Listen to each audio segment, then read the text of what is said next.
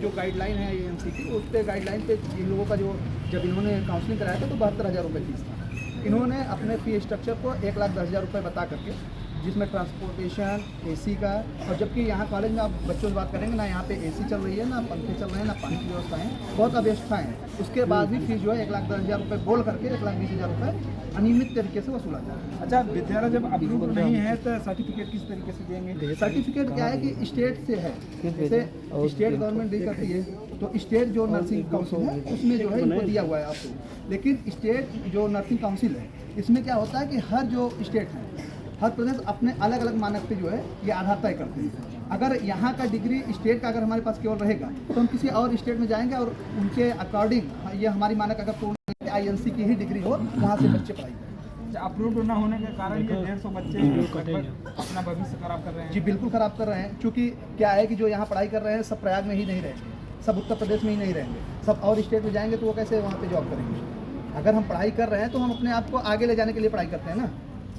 अगर हमको जो है केवल स्टेट नर्सिंग काउंसिल से डिग्रियाँ मिलेगी, मान्यता मिलेगी, तो ये किसी स्टेट से कर लेते हैं। विद्यालय परिसर के किसी गार्जियन से अभी तक बात हो पाई है? डायरेक्टर से बात हो रही है, लेकिन उनको किसी प्रकार की कोई जानकारी नहीं है। क्या बता? उनको किसी भी चीज़ की जानकारी नहीं है। उनको फीस के लिए बोल दीजिए तो कहेंगे जो होगा पोर्टल पे होगा। आप उनसे आईएनसी के लिए बोल दीजिए, कहेंगे हम अब अप्रूव करा देंगे।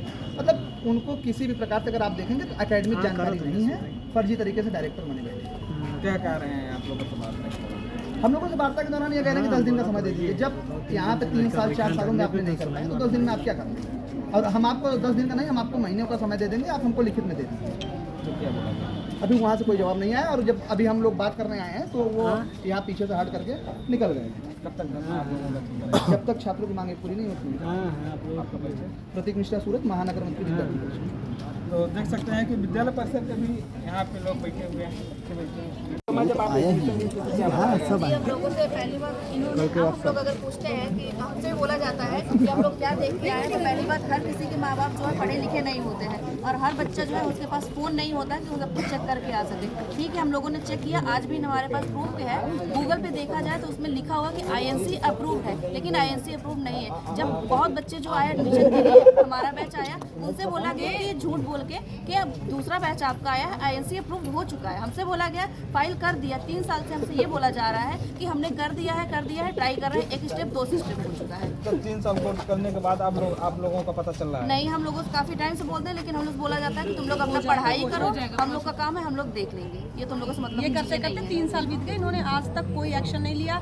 हमसे कभी कहते हैं कि अंडर प्रोसेस है, फिर कोई टीचर कहेगा कि होगा ही नहीं, फिर कोई टीचर कहेगा कि फर्स्ट स्टेप हो चुका है, सेकंड स्टेप होना है, कोई कहेगा हम अप्रूवल करने के लिए जा रहे हैं। लेकिन ये सब झूठ है। और आज का दिन है कि जब से हम 3 दिन से यहाँ पे बैठे हुए हैं, अब इनका कहना है कि हमने आपसे ऐसा कोई वादा नहीं किया, हमारी फैकल्टी ने आपसे ऐसा कोई वादा नहीं किया, हमारी मैनेजमेंट ने आपसे कोई ऐसा ना आपके पेरेंट्स से कुछ कहा है। मान लीजिए अगर हम 150 बच्चे झूठ बोल रहे हैं कि हमारे पेरेंट्स से भी झूठ बोल रहे हैं, वो हमारे साथ हमारी काउंसलिंग में आए थे, उनसे भी सेम चीज़ यही कही गई थी कि ये कॉलेज जो है आईएनसी अप्रूव्ड है, और ये पोर्टल पे भी है। आप कॉलेज के बाहर जाएंगे, उनके मेन गेट पे भी लगा है, आप कैंपस के अंदर जाएंगे वहाँ भी लिखा है कि ये कॉलेज आईएनसी अप्रूव्ड है। लेकिन जब आप जब देखेंगे इससे क्या कहते हैं अटल बिहारी वाजपेयी के पोर्टल पे आप चेक करेंगे कौन कौन से कॉलेज इलाहाबाद में है जो आईएनसी अप्रूव्ड है, तो सिर्फ यहाँ पे 4 कॉलेजेस का नाम है। पहला है कि यूनाइटेड है, सेकंड है शंभूनाथ, थर्ड है कमला नेहरू। बस यही 3 कॉलेज हैं जो यहाँ पे आईएनसी अप्रूव्ड है। इसके अलावा यहाँ कोई कॉलेज, और जो ये कह रहे हैं ना कि अदर कॉलेजेस जो हैं वो आईएनसी अप्रूव कराने के लिए हम सब एक दूसरे से बात करते हैं, हम लोग सब साथ में जा रहे हैं, ये हमको गुमराह कर रहे हैं। यहाँ एक कॉलेज और है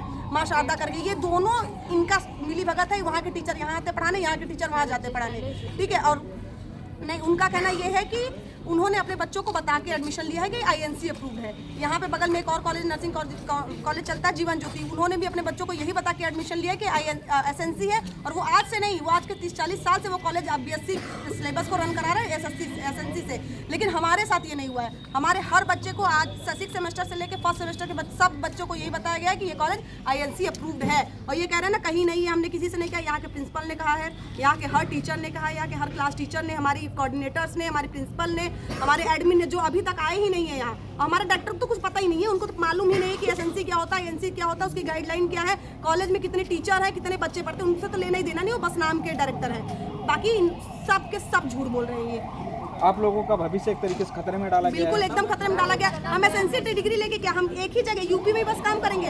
यहाँ सब सेंट्रल जॉब के लिए, मिलिट्री जॉब के लिए सब बैठे हो कि सब आज नहीं कल हम अच्छी जॉब लेंगे। हम 10 लाख रुपए यहाँ अगर खर्च कर रहे हैं, यहाँ पे तो ऐसे ऐसे बच्चे हैं, ऐसे लोग हैं जो अपना सब कुछ बेच के, सब गिरवी रख के, लोन लेके तब वहाँ पढ़ने आए हैं कि 8 लाख रुपए छोटी रकम तो है नहीं। हम बड़ी रकम दे के आए इसलिए कि हम बाहर जाके, कुछ तो इतना इनका प्लान है कि हम फॉरेन जाके पढ़ेंगे, हम आगे एमएससी करेंगे। जब हमको बेसिक ही हमारा जो हमारा बेस है वही अच्छा नहीं होगा, जब हम आईएनसी से होंगे नहीं तो हम आगे का प्लान कहाँ से करेंगे? अच्छा, ये इतना बड़ा कोर्स है, आईएनसी बिना अप्रूव्ड के मेन गेट पे लिखा है, उनके पैम्पलेट में लिखा गया है, किसी जिम्मेदार अधिकारी का तो हाथ होगा तभी तो इतना बड़ा विद्यालय संचालित हो रहा है। सर ये खुद एमबीबीएस है, जो अभी आए थे हमारे डायरेक्टर, वो एमबीबीएस होल्डर है।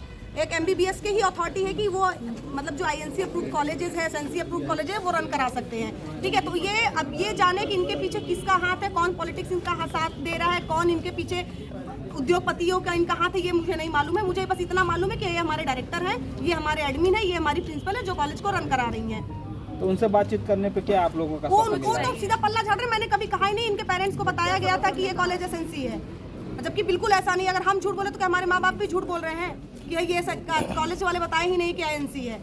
ये सब एक तरफ से पूरा की पूरी फैकल्टी ने हाथ खड़े कर लिए कि हमने इनसे कभी नहीं कहा था कि कॉलेज आईएनसी है, और इतने पे भी ये हमसे ये दावा कर रहे हैं कि हम आपको करा लेंगे आईएनसी के अंदर। आप मुझे ये बताइए कि कौन सी ऐसी गाइडलाइन, कहाँ ऐसी गाइडलाइन है कि अगर ये 2026-27 में अगर आईएनसी अप्रूव होता है तो बैक डेट के कैसे पूरे बैचेस को ये इंक्लूड करेंगे आईएनसी के अंदर? ऐसे कब तक धरने पे बैठे रहेंगे? जब तक हमारे पास कोई निष्कर्ष नहीं निकलेगा। हमारे फ्यूचर की बात है, हम 4 दिन, 10 दिन, 6 महीने, साल भर धरने पे बैठेंगे जब तक हमको कोई हमारे हक में जब तक कोई फैसला नहीं आएगा। हम यहाँ से बिल्कुल नहीं हटने वाले।